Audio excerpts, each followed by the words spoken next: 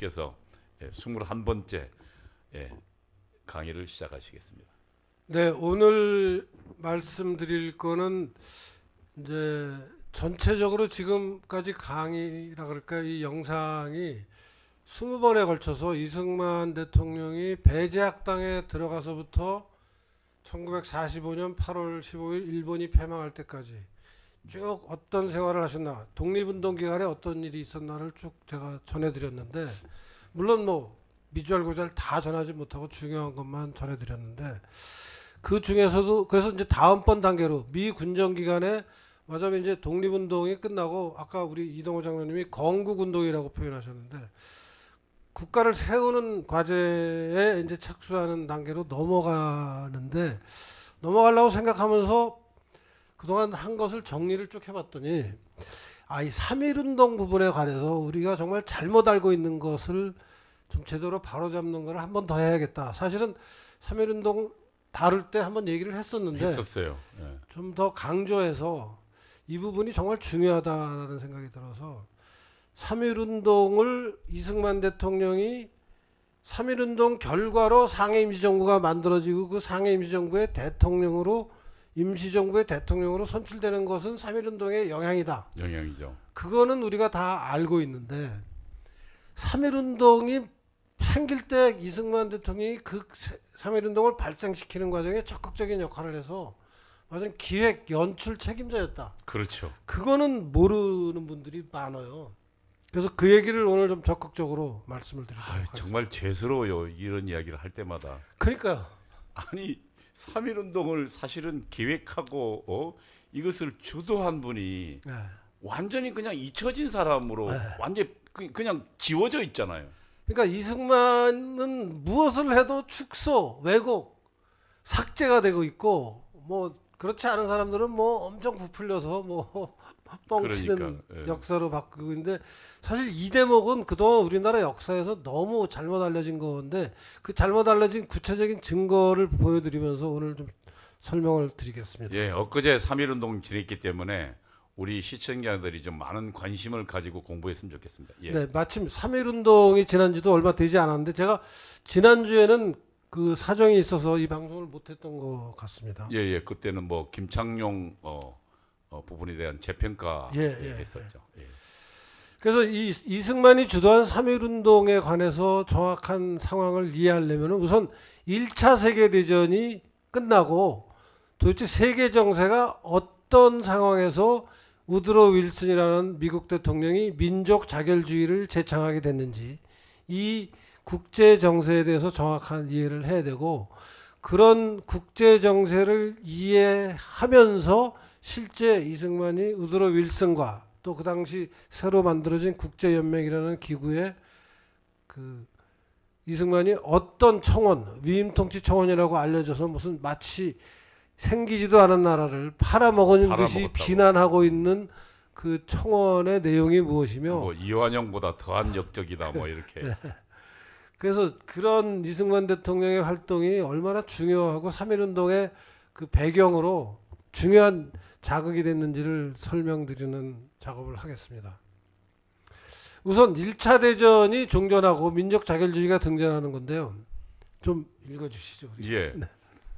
1918년 11월 독일이 미영불 연합군과 휴전협정에 조인하면서 1차 세계대전은 막을 내렸다. 다음에는 1919년 1월 파리에서 전후 처리를 위한 강화회의 일정이 잡혔다. 전쟁의 책임, 그에 따른 영토 조정, 그리고 새로운 평화체제 구축 등을 논의하고 결정하는 자리였다. 물론 승전국이 아닌 패전국을 대상으로 한 국제질서의 재편이었지만 미주의 한인 독립운동 단체들은 이 기회를 놓칠 수 없었다. 당시 미국에 살고 있던 소수민족들은 1차 대전 종전을 전후해 두 번의 소약국 동맹회의를 열면서 자신들의 입장을 새로운 국제질서에 반영시키고자 노력했다.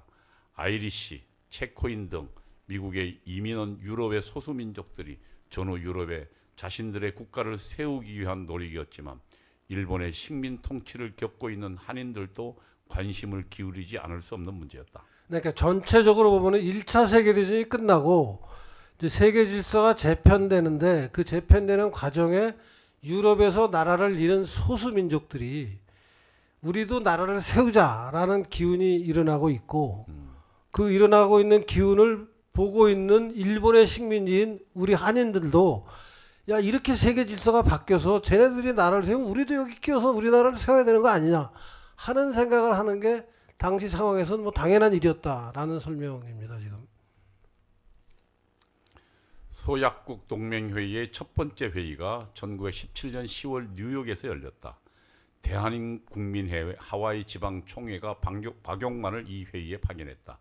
두 번째 회의는 1918년 12월 역시 뉴욕에서 열렸다. 이번에는 해외 한인을 총괄하는 대한민국민회 중앙총회장 안창호가 이승만, 민찬호, 정한경을 대표로 파견했다. 동시에 안창호는 소약국 동맹회의가 파리 강화회의의 대표를 파견하는 경우 한인 대표자 한 명도 그들과 함께 간다는 결정도 했다. 본토에 있던 민찬호, 정한경은 날짜를 맞출 수 있었다. 그러나 안창호의 통보를 받은 하와이의 이승만이 본토로 가기 위해서는 일본 영사관이 발급하는 여권을 받아야만 했다.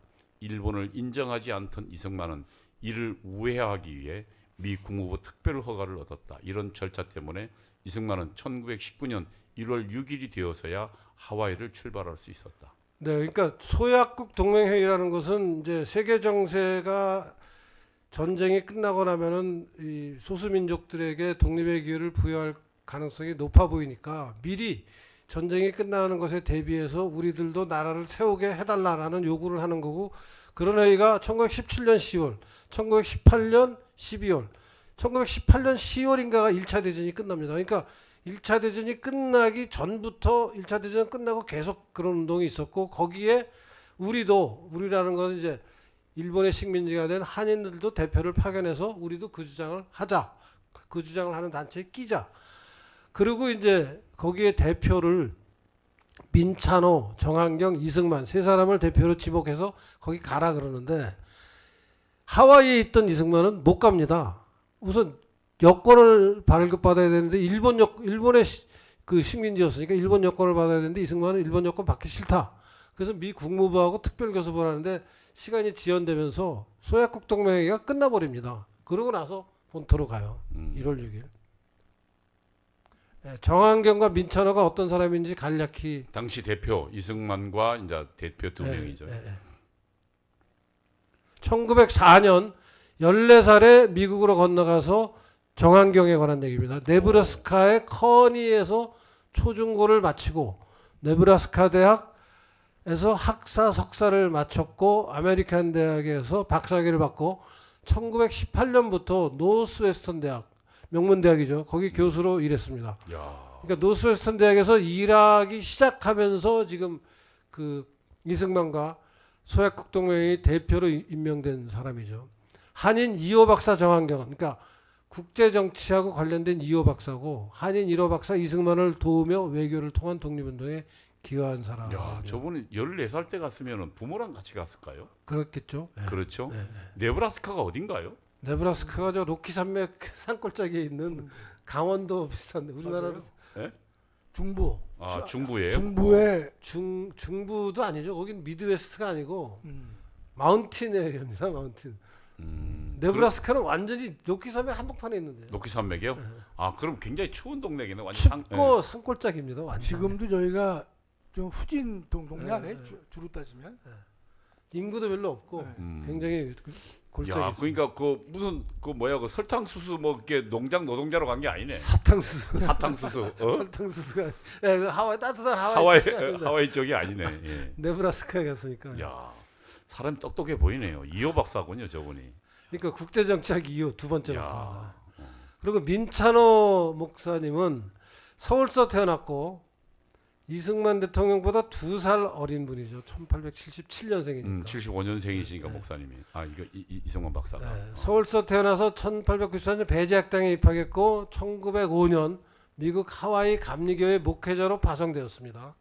1909년 하와이와 샌프란시스코 두 지역의 국민회 안창호 국민회 창립에 헌신했고 1913년 안창호를 도와 흥사단 이사장을 맡기도 했습니다. 1919년부터는 호놀룰루 한인 기독학원 학감, 저 이승만이 세운 교회죠.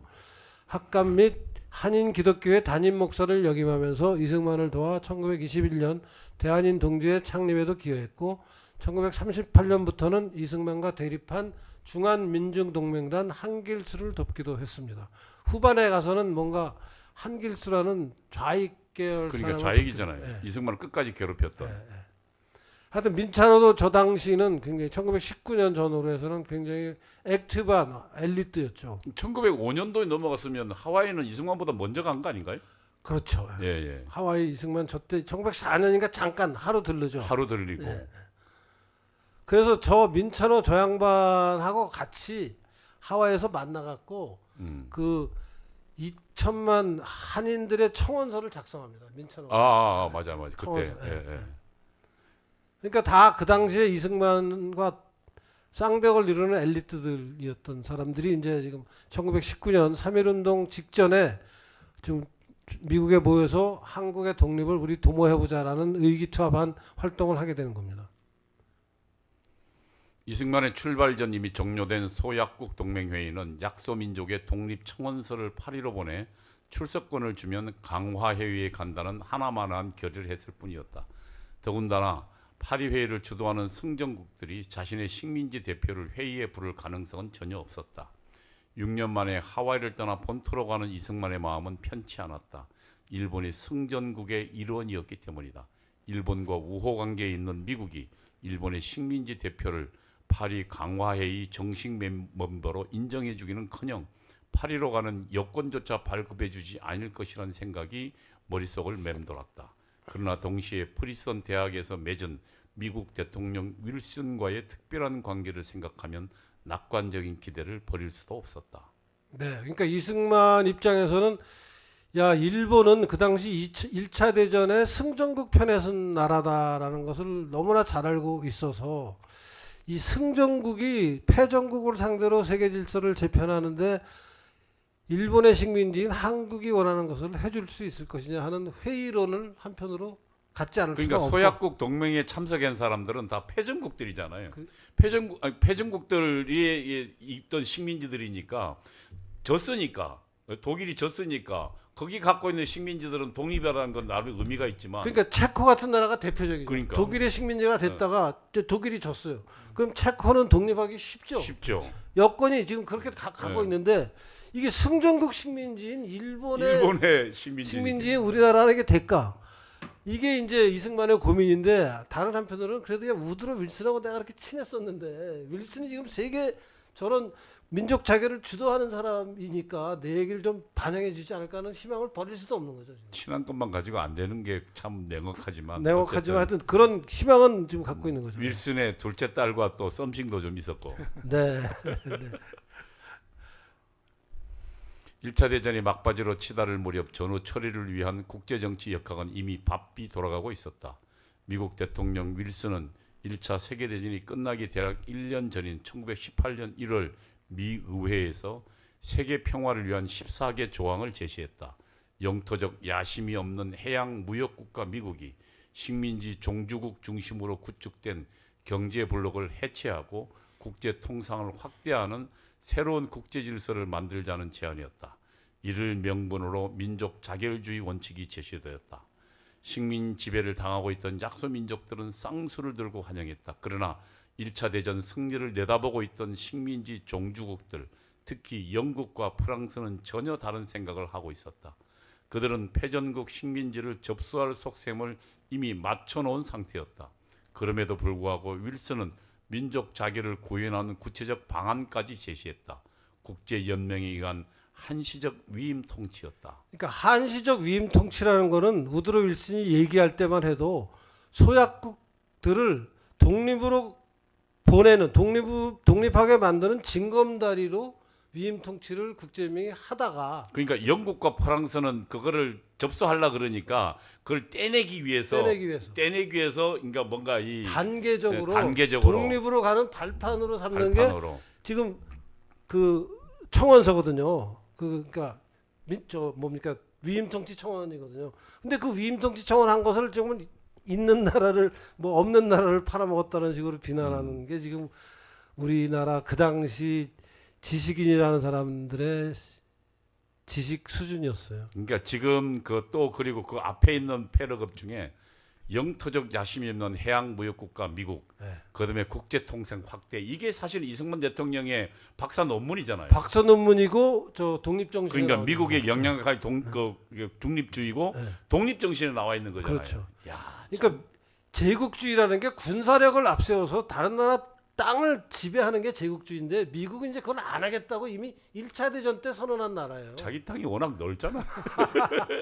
아니 그렇게 치면 소련도 안 해. 그렇지. 소련은 소련은 더 워낙 넓잖아. 동토고 미국은 뭐 아직 그 당시 보면 서부나 이쪽에 아직 사람도 별로 안 갔을 때니까 자기 땅도 다 어쨌든 그러나 영토 야심은 없죠. 아니 그러니까 해외에 식민지를 건설하겠다는 생각은 아예 아예 안 합니다. 없었죠. 아예 안 합니다. 다른 나라는 다 하고 있을 때.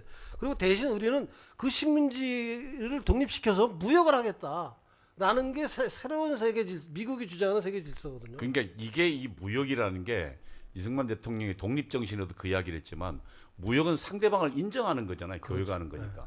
근데 식민지는 상대방을 점령하고 짓밟는 거라고요. 그렇죠. 그러니까 전 세계 영구 평화라는 게 무역을 통한 평화라는 게, 야, 난 그 20대 이승만이 어떻게 저런 생각인지 모르겠어요. 진짜 대단한 사상가이자 예. 역사가이고. 그러니까 지금 보면 이승만 대통령의 독립정신하고 박사 논문하고 다 연결이 되잖아요. 다 연결되죠. 예, 다.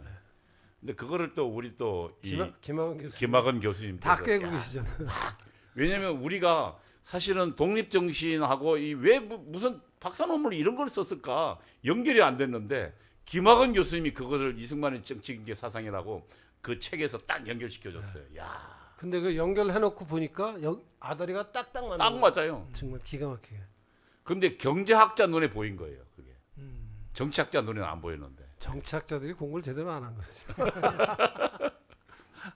계속 좀 부탁드립니다. 예, 윌슨은 패전국 독일, 오스트리아, 터키의 영토와 식민지, 그리고 1917년 혁명 뒤처리로 전쟁에서 갑자기 빠진 러시아 영토에서 분리할 지역을 국제연맹이나 다른 나라에 맡겨 한시적으로 통치한 후 독립시키자는 방안을 제시했다. 윌슨의 구상은 실현 가능성이 없는 승전국 식민지는 아예 대상에 포함시키지도 않은 것이었다. 그럼에도 윌슨의 구상은 격렬한 반대에 부딪혔다. 승전국 5개국 중, 즉 미국, 영국, 프랑스, 이탈리아, 일본이 중심이 된 파리 강화회의에서 윌슨의 구상은 결국 일부만 수용되었다. 우선 국제연맹이라는 평화 유지를 위한 국제기구를 만들기로 합의했다. 다음 위임 통치 대상 지역을 몇 가지 유형으로 나누어 분리해서 다루기로 했다. 가령 터키, 오스만 제국에서부터 분리되는 이라크, 팔레스타인, 요르단은 영국이, 시리아, 레바논은 프랑스가 각각 후견국이 되어 위임 통치하는 방안이 채택되었다. 한편 독일의 해외 식민지는 승전국의 식민지로 재분할되었다. 또한 러시아가 차지하고 있던 지역에는 5개의 독립국가, 즉 핀란드, 에스토니아, 라트비아, 리투아니아, 폴란드가 들어섰다. 예, 지금 이 터키 그다음에 저런 나라들이 본국이나 해외 식민지가 어떻게 재편되는지를 이제 이해하셔야 되는데 이 지도를 보면 좀 잘 이해가 됩니다. 지도를 우선 큰 지도를 보시면서 유럽의 가운데 덴마크에서부터 독일을 거쳐서 지금 체코슬로바키아, 헝가리에서 쭉 내려와서 발칸반도로 해서 터키까지 연결되는 적의 1차 대전의 주요 전쟁 당사자들이고요. 저기 있는 나라들이 패전국들입니다. 그러니까 독일 제국이 패전국이고 오스트리아 헝가리 제국이 그때 오스트리아 헝가리 제국이라는 이름으로 그 큰 영토를 차지하는 제국이 섰는데 그 나라도 전쟁에서 졌고 그다음에 터키가 오스만 터키라는 이름으로 전쟁에 참가해서 져서 지금 저 중간에 고동색 계열로 선이 가 있는 저 색깔이 쳐져 있는 나라들이 다 패전국입니다. 저 패전국이 영토가 축소되는 것을 우선 독일은 가만히 보면요. 저 오른쪽에 빨간 선이 내려가면서 그 바깥쪽으로도 고동색 선이 있는 게 다 독일이 뺏기는 겁니다. 그다음에 이제 저게 원래 이제 독일 독일 제국의 예, 영토였는데 이제 러시아 폴란드 쪽에 지금 그 고동색이 쳐져 있는 게 네. 폴란드로 넘어가 버리잖아요. 폴란드 뭐 라트비아 어쩌고 네. 저쩌고 다 독일 영토였죠. 예. 그다음에 가운데 약간 그러니까 연한 고동색이 오스트리아 헝가리 제국의 영토인데 그게 다 분할이 돼서 체코슬로바키아 나오고 헝가리 나오고 루마니아 나오고 오스트리아는 축소되고 저게 이제 말하자면 진 나라들이 저렇게 분할이 되는 걸 보여주고 밑에 오스만 터키가 저렇게 굉장히 큰 아래로 다 지배하는 나라였는데 요새 전쟁 나고 있는 이라크나 이란은 저기에 해당이 안 됐지만 이라크니 그 아래에 있는 시리아니 하는 게 다 분할이 되는 겁니다. 그걸 이제 말로 써놓은 게 왼쪽 편에 있는데요. 그러니까 이제 지금 이제 그 패전국의 저 영토들을 어떻게 처리할 것인가. 그렇죠. 그래서 윌슨 대통령은 한시적으로 위인 통치를 시키자. 왜냐하면 그 영국하고 프랑스 이런 나라들이 그걸 딱 점령하려고 호시탐탐 노리고 있으니까 그러니까. 일단 떼어놓자는 거잖아요. 1차 대전이 끝나고 파리 강회를 통해 확정된 유럽의 새 국경 지도고 1923년 기준입니다. 붉은색 글자 국가들이 새로 독립한 국가들입니다. 빨간색으로 써지는 나라 이름들이 새로 독립한 나라인데 보면 오른쪽에 저 러시아 영토 안에 핀란드니 뭐 리투아니아니 라트비아니 있죠. 패전국 독일 제국은 영토가 대폭 축소되었다. 독일의 영토가 축소돼서 빨간 선이 많이 침입을 했죠. 패전국 오스트리아 헝가리 제국의 영토에서 체코 등 독립국들이 생겨났고 역시 패전국 오스만 터키 제국 영토에서 영국과 프랑스가 위임 통치하는 국가들이 만들어졌다. 오토만이 아니고 오스만이죠. 오스만이 오토만이고 뭐 같은 말이고 같은 말이에요. 영어랑 독일어랑 이렇게 그래요. 왔다 갔다 하면서 오스만이라고 하기도 하고 오토만이라고 하기도 같은 말입니다. 러시아 제국은 승전국 측에 속해 있었고 1917년에 볼셰비키 혁명이 나면서 제국이 해체되어서 전쟁을 포기해서 영토가 대폭 축소가 됩니다. 그러니까 러시아는 이제 자기들이 자랑하는 러시아 혁명, 볼셰비키 혁명 때문에 저렇게 영토가 축소가 되고 핀란드, 에스토니아, 라트비아, 리투아니아, 폴란드가 축소된 러시아 제국 영토에서 독립합니다. 그러니까 지금 푸틴이 지금 거기에 협박하는 이유가 있네요. 과거에 그러니까 그 러시아 제국의 영토였다 이런 거네. 지배를 받았죠. 예, 지배를 받았으니까. 그러니까 이제 지금 저 라트비아나 저 폴란드나 이런 나라들은 어쨌든 이 뭔가 혹시 또 이 러시아가 지금 우리를 지배할지 모른다는 그 두려움이 있네요. 아니 그래서 나토에 다 가입하잖아요 지금 그러니까. 예. 저게 그 라트비아, 리투아니아 있는데 에스토니아는 없어요? 에스토니아도 작은 나라라 어딘가 있을 거예요. 아니 그게 발트 3국이라 그래가지고 에스토니아가 핀란드 바로 아래가 에스토니아죠. 에스토니아 위에 있잖아요. 예. 핀란드 바로 아래. 핀란드 바로 아래. 맨 위에. 써 있어요? 핀란드가 맨 위에 있고 그 밑에 지금 에스토니아 있잖아요. 에스토니아 있구나. 예. 이게 이쪽에 그 이자가 예, 라트비아 위에. 에스토니아, 라트비아, 리투아니아. 저기 발트 3국이니까. 예. 가보셨죠? 네. 유럽의 저 나라들을 어떻게 할 것이냐 그리고 저 패전국들이 해외에 갖고 있는 식민지를 어떻게 할 거냐 하는 게 사실은 1차 대전 이후에 가장 중요한 문제인데 그렇죠. 그러니까 이제 아까 말씀드린 대로 미국에 와서 살고 있는 유럽의 소수민족 출신들, 체코인들, 아이리시들 뭐 온갖 소수민족들이 미국에 이민을 왔잖아요. 이 사람들은 유럽에 자기들 나라가 세우는 게 쓰는 게 좋으니까 이제 그걸 주장하고 계속 그걸 위해서 활동을 하는데 그걸 보고 있는 한인들도 야 그럼 우리도 해야 될 거 아니야 독립을. 일본 지배하에는 우리도 소수민족이고 우리도 유구한 역사를 갖고 있는데 왜 우리는 독립 못해 하면서 이제 독립을 주장하는데 조건이 다르죠. 이승만이 보기엔 깝깝한 게 야 네. 일본은 지금 승전국 편에 서 있는데 어떻게 일본의 그렇죠. 식민지인 우리나라가 저 똑같은 방식으로 주장을 하면 말이 먹히겠냐. 말이 되냐 먹히겠냐. 그래서 나온 게 이승만의 3.1운동 기획이에요. 이제 나올 겁니다 얘기가. 그리고 어쨌든 이승만이 여기서 그러니까 윌슨의 주장에 동의해서 임시적으로 한정적으로 말이야 한시적인 위인 통치 한시적으로 하냐. 위인 통치를 받아들이는 그것도 것도 당연한 그 당시 정세에서는 너무나 뭐라 그럴까요 적확한 그 당시 정세를 반영한 독립운동의 방향이죠. 국제 정세에 능통한 이승만이 알 수 있는 내용이죠. 근데 그것을 무슨 되도 않는다. 하여튼 그게 이제 우리나라가 보면 이 국제연맹에 임시 청원을 한 것에 대해서 배경 설명을 또 정확하게 해주면 많은 분들도 이해가 빠른데 네, 그렇지. 그냥 그 단어만 갖고 네. 하니까 그렇지. 야 왜 독립하지 않고 이 임시 청원을 해가지고 연맹에 산하에 들어가려고 하느냐 그렇지. 이렇게 오해. 오해를 하게 아니, 그래가지고 그런 얘기도 했어요. 좌익들은 이완용은 있는 나라 팔아먹었지만 이승만은 없는 나라 팔아먹었다고. 있지도 않는 나라를 네. 팔아먹었다고. 앞으로 만들 나라를 미리 미리 팔아먹었다고. 신채호가 한 얘기 아니에요? 네. 혹시? 신채호. 네. 계속 읽어주시죠. 악질적이죠. 이승만이 본토로 가는 배를 탄 시점은 바로 국제 정치의 역학이 이런 방향으로 움직이기 시작하던 때였다.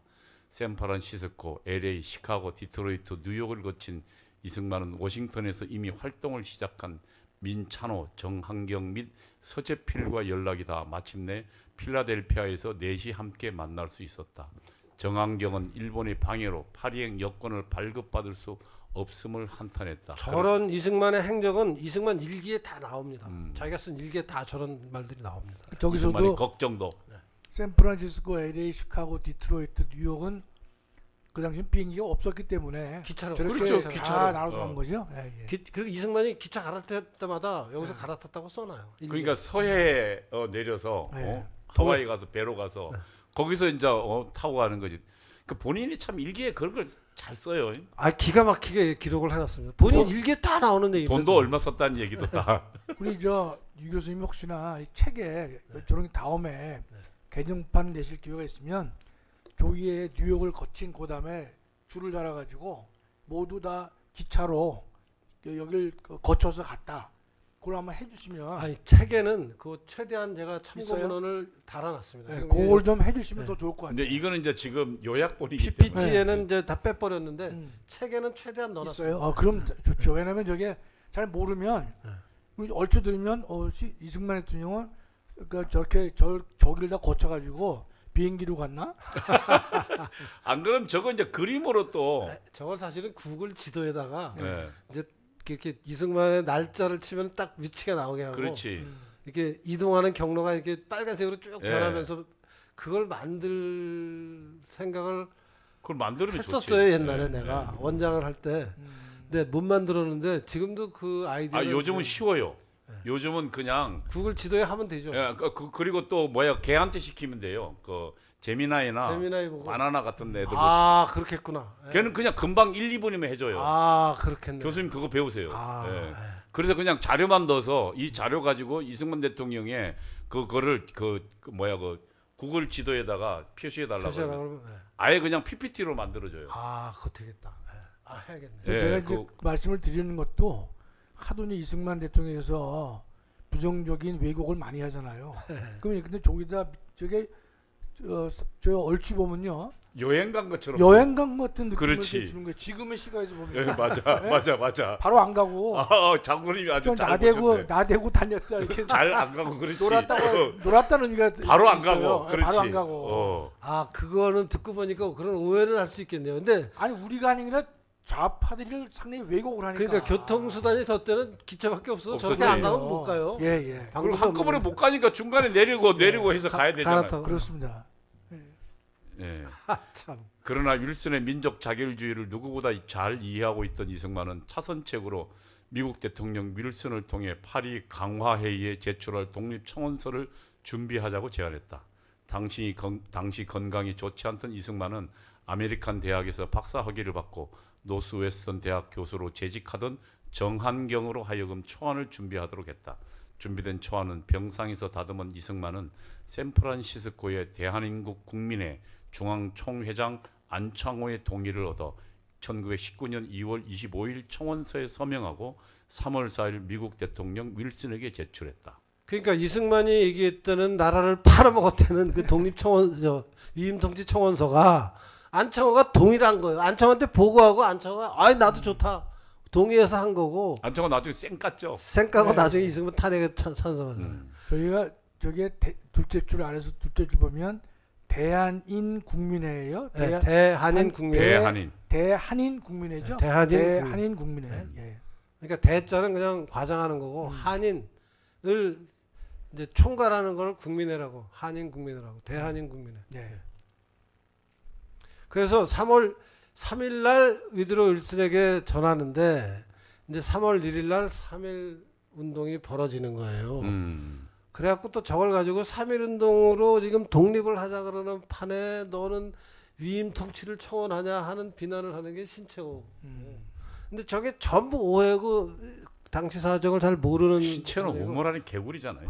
예? 이승만이 저런 생각을 하고 저것을 한 과정, 그다음에 3.1 운동을 이승만이 얼마나 필요로 했는지를 설명하는 게 이제 나옵니다.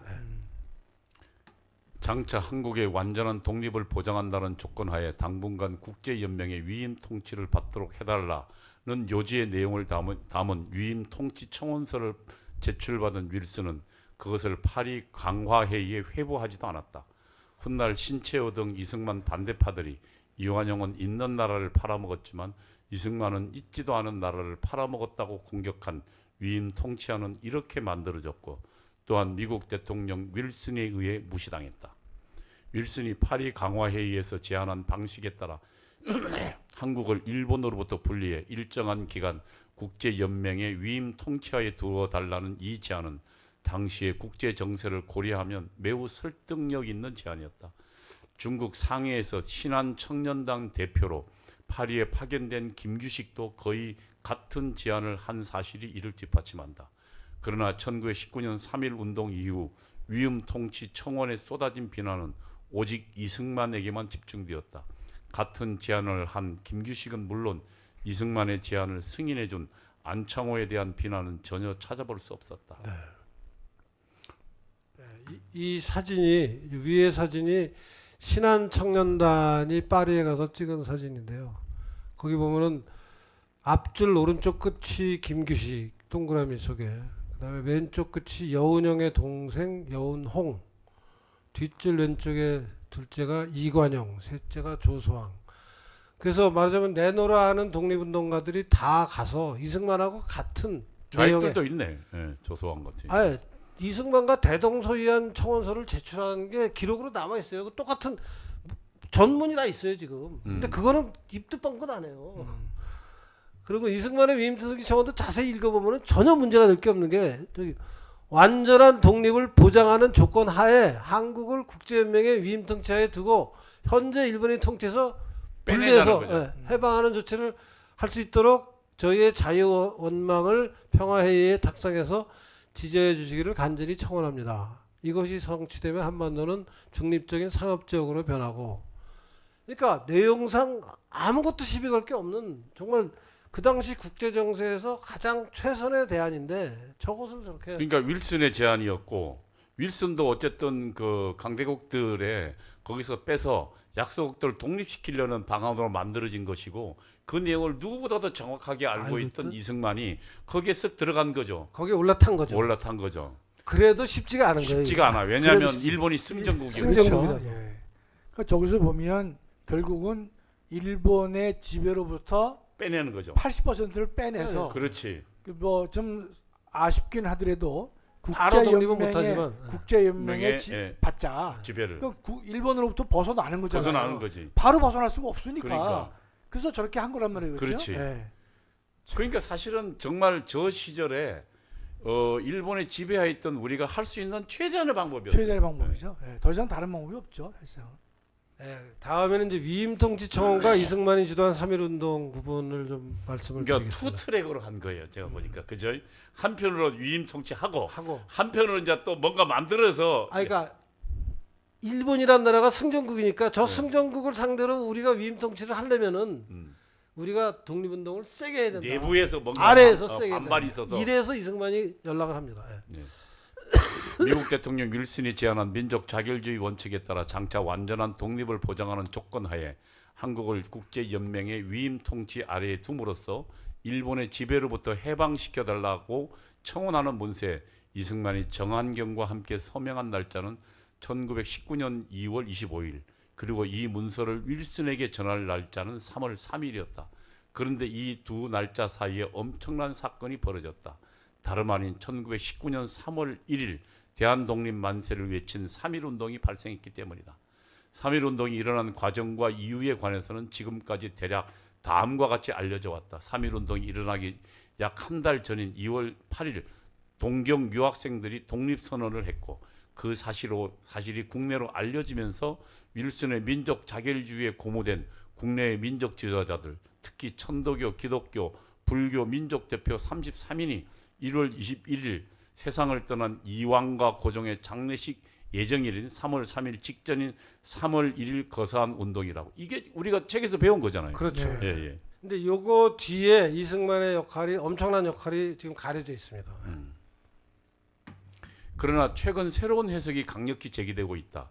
유영익 교수가 단초를 제시하고 전광훈 목사 그리고 인복일 뉴데일리 회장 등이 적극 동조하고 있는 3.1운동 이승만 주도설이다. 유영익 교수가 1996년 출판한 이승만의 삶과 꿈 131쪽에는 다음과 같은 구절이 등장한다. 이승만은 제1차 세계대전이 끝나면 강화회의에서 윌슨을 앞세워 한국 독립 문제를 해결해 보려고 마음먹었다.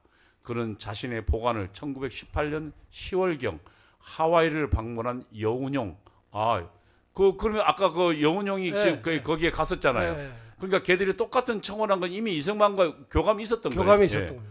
과 미국 선교사, 평북 선천의 미동병원 원장 샤록스 등을 통해 국내 민족 지도자들 예컨대 송진우, 함태영, 양전백 등에게 알림으로써 그들이 적당한 시기에 자기의 외교 활동을 지원하는 대중운동을 국내에서 펼쳐 줄 것을 기대했다. 그러니까 이미 그 해 1918년 10월인가가 1차 대전이 끝나는 거거든요. 그러니까 그때쯤에서 11월 끝나요. 11월.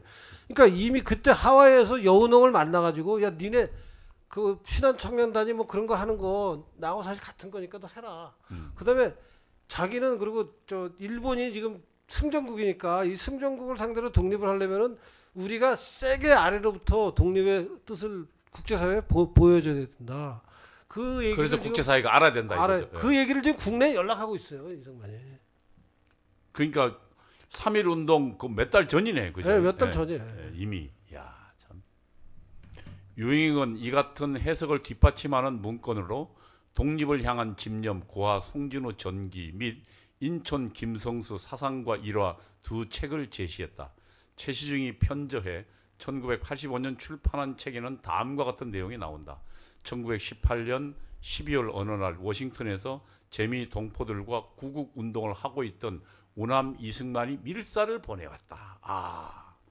윌슨 대통령의 민족 자결론이 원칙이 정식으로 제출될 이번 강화회의를 이용하여 한민족의 노예 생활을 호소하고 자주권을 회복시켜야 한다. 미국에 있는 동지들도 이 구국운동을 추진하고 있으니 국내에서도 이에 호응해 주기 바란다. 따옴표까지 있는 이 기록은 정광훈 목사가 퓨리탄 출판사에서 2월 2015년 출판한 건국 대통령 이승만의 분노 86쪽에서도 반복된다. 인복일이 뉴델리에 쓴 이승만의 밀서가 3.1 운동을 일으켰다도 같은 내용을 전한다. 그러니까 저런 기록이 있고 저 기록이 그리고 허름한 사람의 기록이 아니고 김성수의 기록이에요. 최시중이라는 사람이 인천 김성수의 사상과 일화라는 책을 냈고 그 책에 방통위원장 했던 사람이죠. 그 다음에 송진우의 독립을 향한 집념에도 저거보다 더 자세한 게 나오는데 지금 제가 PPT에는 길어서 인용을 안 했는데요. 송진우가 암살당한 독립운동의 지도자인데 인천과 절친이잖아요. 송진우의 회고록에 저에게 자세히 나옵니다. 그러니까 지금 이승만이 1918년 10월에 이미 하와이에 온 그 뭡니까 그 여운형의 동생 여운형 동생한 여운홍한테 이 뭡니까 이게 필요하다고 이야기했고 국내에서 그 다음에 12월 달 이미 우남 밀사를 보냈냐 국내로요. 한국으로. 선세는 한 걸음 더 나아가 당시 일본 언론이 보도한 미국 이승만의 독립운동에 관한 기사를 구체적인 자료로 보여주면서 그것이 동경 유학생들의 28일 독립선언에 기폭제 역할을 했다고 분석했다. 일본 영자신문 더 재팬 어드버타이저는 1918년 12월 15일 기사 한국인 독립주장 및 오사카 아사히신문 1918년 12월 18일 기사 민족 자결 인정하라가 그 근거다. 그러니까 이승만의 그런 주장과 미국에서의 활동이 일본에 있는 영자신문에 나는 겁니다.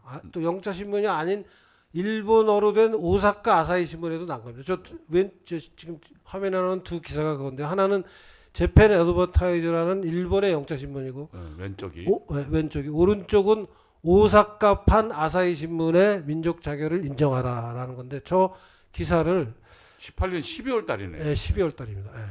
그리고 저 기사를 이제 우리 손세일 선생이 이렇게 찾아서 발굴했네. 제시를 했는데 저렇게 제시를 했어요. 재팬 애드버타이저고 오른쪽은 저 오사카 아사히 신문이고. 근데 이 손세일 선생이 저 기사의 내용은 자세히 밝혀주지 않으셨어요. 그래서 제가 찾았습니다. 그래서 기사를 영어로 된 걸 그대로 제가 영어로 옮기고 그다음에 우리말로 바꿨습니다. 기사를 찾으셨구나. 예, 예. 호지 통신 샌프란시스코 12월 12일 네. 미국 한인들은 미국 정부가 한인들의 독립운동을 도와야 한다는 청원서를 제출했고 미 국무부는 그 청원서를 미국 상원의 외교위원회에 회부했다고 밝혔다. 그러나 동시에 호지 통신은 비슷한 보고서가 동경의 외무부에도 접수되었지만 지금까지 그러한 한인들의 청원서가 비중 있는 문제로 발전한 경우가 없기 때문에 당국은 이 뉴스에 별다른 주의를 기울이지 않는다고도 밝혔다. 추가로 외무부 관리들은 그러한 운동이 결국은 개인적 이해관계를 가진 사람들에 의해 출발한 운동이라는 인상을 받고 있다고 말했다. 이건 일본 시각이니까요. 그러니까 이제 호지 통신이라는 그 통신을 인용해서 지금 일본의 재팬 애드버타이즈라는 영자 신문에 난 기사인데 일단 사실 보도를 합니다. 미국에 있는 한인들이 미국 정부에다가 청원서를 제출했다. 그래서 그거는 그리고 이제 미 국무부는 그것을 상원의 외교위원회에다가 회부했다라는 것까지 사실 보도를 하고 그 사실 보도에 물타기를 좀 하는 거죠. 그래서 호지 통신은 지금까지도 그런 식의 독립 청원서가 여러 번 이제 뭐 외교가에 등장을 했는데 별로 비중 있는 그 문제로 발전한 적이 없고 이번 것도 그럴 거라고 생각이 든다. 그리고 그런 일들은 항상 무슨 자기 이해관계 때문에 그런 일을 독립운동을 빙자해서 그런 일을 하는 사람들이 있기 마련이기 때문에 별 주의를 기울이지 않는다라는 짧은 기사입니다. 그렇지만 미국에서 이승만이라는 사람이 중심이 돼서 활동하고 있다는 이런 활동을 한다는 걸 일본 사람들이 알게 되는 겁니다. 지금. 다음 이거는 아사히 신문. 예, 민족 자기를 인정하라. 소국 예속 국민연맹. 저게 지금 그게 네, 일본에 보도가 됐네요. 뉴욕에서 개최된 소국민 예속 국민연맹 제2차 연회는 파리에 있는 윌슨 대통령에게 전보를 보내 강화 회의에서 몇몇 국민들에게 영향을 미칠 수 있는 협약을 체결하고자 할 때는 그 협약에 찬성 또는 반대할 수 있도록 협약을 해당 국민들에게 제시해야 함을 요구했다. 또한 국제연맹에 필요한 예비 수단 중 하나는 민족 자결의 원칙을 충분히 승인하고 또한 이와 같은 민중을 연맹의 정식 회원으로 그 권리를 승인함에 있다는 결의도 발표했다. 이번 회합의 출석 위원은 조선, 에스토니아, 폴란드, 알바니아. 저기 조선이 에스토니아, 폴란드, 알바니아 다 독립하는 나라. 1차 대전에 조선은 독립하는 나라에 못 끼었지만 저기 끼인 거예요 지금. 그러니까 말하자면 민족 자결을 인정하라고 요구하고 있는 게 일본에 알려지는 겁니다 지금. 그래서 동경 이제 이런 그다음에 이게 이승만이 저 1월 26일 날 아까 기사 두 개는 12월 달 기사인데 이거는 그로부터 한 달 정도 후에 뉴욕 타임즈에 이승만의 얘기가 복사가 돼서 나가는 기사가 있습니다. 야. 이승만, 정한경, 민찬호가 윌슨에게 제출한 청원서를 소개하고 있는 1919년 1월 26일 뉴욕 타임즈 기사인데 제목이 이겁니다. 한국 자유를 위해 윌슨에게 어필이란 제목을 달고 시작한 기사는 지면을 1.5면이나 차지한 그러니까 대형 기사다. 공식 문건은 3월 3일 날 접수됐지만 그 청원서를 만들어 가지고 계속 활동을 했네요. 청원서를 그러니까 이승만이 하와이에서 본토로 오기 전에 예. 이미 정한경이 미리 만든 거예요. 1차 초본을 만들고 정한경이 만든 초본에다가 이승만 이름도 넣고 예. 민찬호 이름도 넣고 정한경 이름도 넣고 셋이서 그래서 만든 걸로 해서 엄청 말하자면 이 언론 플레이를 하는 거죠. 그러니까 12월 달에 소약국 회의가 있으니까 이미 거기에서 그 내용들이 활용이 되는 거죠. 그리고 지금 이거는 정말 엄청나게 큰 기사인데요. 이게 기사가 기사 전체가 안 나오네. 기사가 1.5면이에요. 이게 지금 기사에서 제일 윗부분만 제가 잘라낸 건데 코리아 어필스 투 윌슨 포 프리덤. 그러니까 한국이 자유를 위해서 윌슨에게 어필했다라는 제목이에요. 뉴욕 타임즈에서 나온 거예요. 뉴욕 타임즈 1면 반입니다. 이 기사 좀 자세히 그러니까 이승만 대통령이 참 엄청난 일들을 선세일은 일본에서 공부하던 한인 유학생들이 이 기사를 보면서 마치 어둠 속에서 한 줄기 빛을 만난 것과 같은 반응을 보였다고 전한다. 이들은 촉각을 곤두세우며 국제정치 무대에 펼쳐지는 이승만의 활동에 주목했다. 1919년 1월 26일 뉴욕타임즈가 1.5면에 걸쳐 게재한 한국 특집 기사가 한국의 독립을 지지하는 국제사회의 여론을 강화해주는 역할을 했으면 두말할 필요도 없다. 한국 자유를 얻기 위해 윌슨의 청원이라는 제목을 단 뉴욕타임즈 기자는 다음과 같이 시작한다. 파리에 있는 윌슨 대통령은 한 한국 대표단으로부터 한국의 독립 요구를 고려해 줄 것을 청원한다는 전보를 받았다.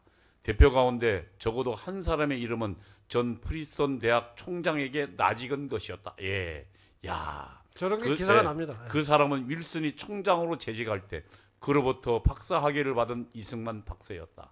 야, 저기 기사에 들어가는 내용입니다. 그러니까 이승만 박사가 지금 저 청원을 보냈다는 얘기죠. 네, 예. 네. 이어지는 기사는 이승만이 윌슨에게 보낸 청원서와 거의 같은 내용으로 채워져 있다. 신문의 1.5면을 차지하는 엄청난 분량이 1.5면이라는 게 뭐냐면 한 면 완전히 하고 전면하고 그 다음에 반면 더. 그 뒷면 반면. 절반을 또 썼다는 얘기죠. 조금 논문 한 편이에요. 예, 논문 한 편이죠. 예, 이 기사는 경복궁, 인정전, 광화문 내거리, 독립문 사진까지 곁들인 것이었다. 동경 유학생들 사이에 미국 이승만의 활약은 이제 하나의 신화로까지 자리 잡게 되었다. 야. 이승만 독립운동은 체코 건국의 아버지 마시락 및 아일랜드 건국의 아버지 데발레라의 독립운동과 각각 비교 연구한 결과를 출판한 연세대 김학은 명예기소 또한 대동소이한 자료를 근거로 같은 방향이지만 한 단계 높은 수준의 해석을 제공한다. 김학은은 이승만의 독립운동이 마사릭과 같은 방식, 즉 체코가 국내 저항을 통해 종주국 오스트리아 헝가리 제국으로부터 분리되는 계기를 마련했듯이 한국도 같은 방식의 국내 저항을 통해 일본으로부터 분리되는 계기를 만들어야 한다는 미국의 권유를 수용했다는 사실에 주목한다. 미국은 결정적 순간에 마샤리카에게 그의 외교 활동을 뒷받침해 줄 수 있는 체코 내부의 혁명을 주문하였다. 스스로 싸우지 않으면 누가 싸워줄 것인가의 철학이다. 그래서 일어난 것이 프라하 혁명이었고 마샤리카는 필라델피아에서 체코슬로바키아 독립선언을 할 수 있었다. 이승만도 동일한 방법을 구사한 것이다. 그러니까 김학원 교수님은 그왜 42년인가 43년에 제2차 한인대회 하잖아요. 예, 그 예. 2차 한인대회가 마사리키 체코 독립을 위해서 한 거하고 똑같은 방식으로 그렇지. 한 거라는 거예요. 한국이. 거기에 그리고 미국 관리들을 다 불러들여서 그걸 전한다는 거 아니에요. 그래서 이 뭡니까 그 루즈벨트 대통령이 하기 하루인가 이틀 전에 그러니까 그 뭡니까 라디오 대담하잖아요. 노변정당. 예, 노변정당 하기 전에 미국의 국무부 최고의 관리들을 초대해서 그 대회를 한잖아요. 네. 그리고 그 내용을 나중에 그 루즈벨트가 소개한다고. 네. 그러면서 조선의 독립을 언급한다고요. 그러면서 그런 것들을 다 끄집어내면서 이승만 대통령이 그러니까 그게 뭡니까 카이로 선언도 했다는. 야, 그러고 보면 이승만이 전부 다 했는데 정말. 그러니까. 근데 그저 이 교수님 그 옥에 티가 있어요. 어디. 마사릭이잖아, 마사릭. 마사리. 예. 근데 밑에 보면 다 마사리크라고 리크. 돼 있어요. 그 죄송합니다. 통일해야 이거. 네, 알겠습니다. 아, 또 선배라시고. 제가 아까 이야기했잖아요. 우리 그 방송 감독하러 오셨다고. 아니 그게 아니에요. 아니, 합해져서 저게 아니, 다 마- 맞지. 농담. 알아. 근데 뒤에 보니까 마사리크야 또 이렇게. 책 제목에 마사리크라고 되어 있는데 저렇게 아. 바꿔야 돼. 이승만과 마사리크. 그걸 통일하면 되죠. 뭐. 김학은 교수가 쓴 책이죠. 이승만과 아, 저건 너무 몰라. 두꺼워서 난 못 읽어봤어요. 근데 두 권을 같이 읽으면은 두 권의 내용이 거의 겹쳐요. 그래? 그래서 한 권만 읽으면 다음 권은 쉽게 읽습니다. 또 오른쪽은 뭐예요? 저거는 대- 아일랜드 독립. 아일랜드 독립. 아일랜드 건국 대통령. 조그마가 나와 있는 그 아일랜드 독립의 영웅으로 나온 사람이 네. 대 벌레라? 벌레라. 벌레라. 그러니까 이승만은 체코의 마사리거나 저 아일랜드 대벌레라 같이 그 당시 국제 정치의 움직임을 정확히 파악하고 그 국제 정치 움직임에 올라타서 독립운동을 한 사람이라는 것을. 그보다 한 수 위라는 걸 증명했죠. 그러니까 우리나라 사람들이 국내에서 알지도 못하면서 헛소리하는 거 그런 사람이 아니다라는 얘기를 너무 잘 써주신 책이에요. 국내에서 3.1운동이 전개되는 과정에 이승만 역할이 결정적이었다는 사실을 확인하기 위해서 일본 경찰의 정보 보고를 인용하고 있는 손세일의 저서로 다시 돌아가야 한다. 손세일이 제시하는 몇 가지 사례를 살펴보자. 1918년 11월 30일자 정보 보고에 참 따르면 당시 연희 전문 학교가 있던 고양군 연해면 창천리에는 새 하와이라고 불렀다고 한다. 그 이유는 기독교 배경을 가진 이 학교 학생들이 반일적인 불온한 운동을 마치 당시 하와이 교민들처럼 거침없이 했기 때문이다. 이어서 보고서는 최근에 서울에서 다가오는 파리 강화회의에 약소국들도 동맹하여 참석하게 되었는데 조선에서는 하와이에 있는 이승만이 참석하게 되어 그 비용으로 황해도에 사는 어떤 부자가 이미 3만 원을 조달했다는 말이 있다고 했다. 그때 이미 다 퍼지고 있었네요. 그러니까 경찰 정보 보고에 지금 국내 유지가 3만 원을 이승만이 하와이에서 파리 가던데 차비를 쓰라고 냈다라는 정보 보고가 지금 올라오고. 그러니까 그 이야기는 이미 이승만 대통령 그 전부터 움직여서 국내에도 이미 알고 있었다는 얘기죠. 그러니까요. 네. 아까 그 나온 온갖 해외 보도들 이런 게 이제 국내에 이미 알려지고 있어요. 알리고 있어요. 1919년 2월 5일자 평안남도 경찰 보고는 관내 일부 한인들 사이에 재외 한인 및 제일 유학생들이 평화회의의 대표자를 파견하여 미국에 힘입어 한국의 독립운동을 하려고 기도하고 있다는 말이 있다면서 그 중심 인물은 이승만이라고 기술했다. 아, 손세일 교수도 잘 찾았네요. 아, 귀신같이 예. 찾아냈어요. 계속 좀. 3.1운동에서 이승만의 역할을 강조하는 문헌 가운데 가장 오래된 것은 1949년 서정주가 화산문화기획에서 발간한 우남 이승만이다. 국내외와 국외에 뿔뿔이 흩어져 있는 동지들에게 연락하여 윌슨의 성명에 대해 주의를 환기시키고 그가 대전 후 강화회의에서 이 문제를 올리게 될 때 세계의 약소민족은 모조리 일어설 것이라고 예언한 후 한국도 지금부터 이에 호응할 준비를 갖추고 있어야 한다고 지시했다. 이에 호응할 준비를 갖추고 있어야 한다. 파리 강화에서 이게 논쟁이 되면은 한국에서도 파리 강화의 쟁점을 뒷받침하는 아래로부터의 독립운동이 있어야 된다라는 얘기예요. 이게 이제 전쟁 끝나기 1918년도의 얘기잖아요. 그러니까요. 예, 그리고 이 책이 나온 건 지금 1949년이에요. 서정주. 오염되지 않은 책. 오염되지 않은 책. 서정주는 이어간다. 그는 이 지시를 서면으로도 보내고 밀사를 통해서도 보내고 전신으로도 보내요. 야, 그러니까 다 보냈네. 다 그죠? 했어요. 예, 이미 서면, 밀사, 전신. 그리고 이제 그게 사실은 일본 이제 애들도 정보 보고로 다 파악한 거지. 뜻 있는 모든 동지들의 인식을 새롭게 하였던 것이다. 중국과 일본에 있는 동지들에게 민족 총궐기 기회가 왔으니 속히 대비하라는 지시를 보내는 한편 파리 강화회의의 한국 대표를 정식으로 파견하기 위하여 미국 정부의 교섭을 시작했다. 그러니까 이런 기록들이 이렇게 살아 있는데 야, 윌슨이 1차 세계대전을 마무리하기 위해 제시한 민족 자결주의가 3.1운동에 미친 영향을 부정하는 사람은 아무도 없다. 국제정치를 흐름을 꿰뚫어 보던 이승만이 그 기회를 그냥 지나칠 까닭도 없다. 그러나 패전국을 상대로 민족 자결을 하는 것보다 승전국을 상대로 민족 자결을 하는 것이 천배 만배 어려운 일임을 이해하는 사람은 많지 않았다. 그래서 이승만은 한편으로는 국제정치 역학을 이용하면서 다른 한편으로는 국내에서 밑으로부터 독립운동 필요함을 역설했다. 두 요구가 맞물려야 승전국을 상대로 한 민족 자결의 가능성이 높다고 판단했기 때문이다. 이승만이 3.1운동과 같은 아래로부터의 독립 요구를 기획하고 실행을 추진한 이유다. 1949년 서정주가 쓴 전기로부터 1923년 새로 출판된 송진우 전기까지 모두 이를 뒷받침하고 있다. 네. 기독교 역사학자 이상규 교수는 2019년 논문 3.1운동에서 기독교의 참여와 기여에 대한 고찰에서 다음과 같은 결론을 제시한다. 중국에서의 만세운동을 준비하던 신한청년단 조직, 국내의 서울과 평양에서의 독립운동을 위한 조직, 일본에서의 28 독립선언 등은 기독교인이 중심이었고 천도교와의 합작이나 민족대표 33인 혹은 48인의 구성에도 기독교는 인적 구성에서 50%의 역할을 감당했다. 또 3.1운동이 거사 및 전국적 전개 과정에서도 기독교회와 선교학교는 만세운동의 구심점 역할을 감당했다.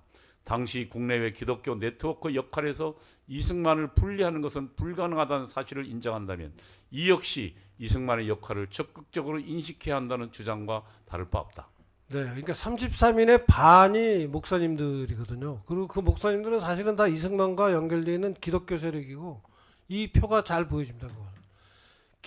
전체 33명 중에 기독교 목사님들이 16명, 천도교가 15명, 불교가 2명인데 불교는 뭐 그냥 약간 구색 맞추기를 끼워 넣고 천도교와 기독교가 중심인데 기독교는 3.1운동의 요구라 그럴까 기획이 하와이에서 이승만이 하와이에서 발신해서 기독교 세력에게 전달이 되니까 전달되자마자 왜 3.1운동을 가장 중심적으로 준비한 게 저 김성수 동아일보 팀이잖아요. 음. 그 동아일보 팀이 중앙학교 숙직실에서 회의를 하면서 기독교 쪽하고도 연결을 하고 천도교 쪽하고도 연락을 하는데 기독교는 연락하자마자 바로 호응해서 아무런 중간에 우여곡절 없이 그냥 합류하기로 결정이 되고 천도교는 그 연락을 받고 합류하겠다 말겠다 하겠다 말겠다를 막 이렇게 번복하다가 결국은 합류를 하게 되는데 기독교가 그렇게 적극적으로 합류하게 되는 배경에는 이승만이 이승만의 있다니. 뜻이 기독교 지도자들에게 전달이 돼서 기독교는 아무런 군말 없이 그냥 바로 연결이 됩니다. 3.1운동에. 그것을 보여주는 표입니다. 이게. 이게 서정주가 참 정확하게 이야기 표현했네요. 1949년도 나온 게. 예. 그래서 3.1운동을 이승만이 기획했다는 그 해석을 뒷받침하는 문헌이 사실 저렇게 많습니다.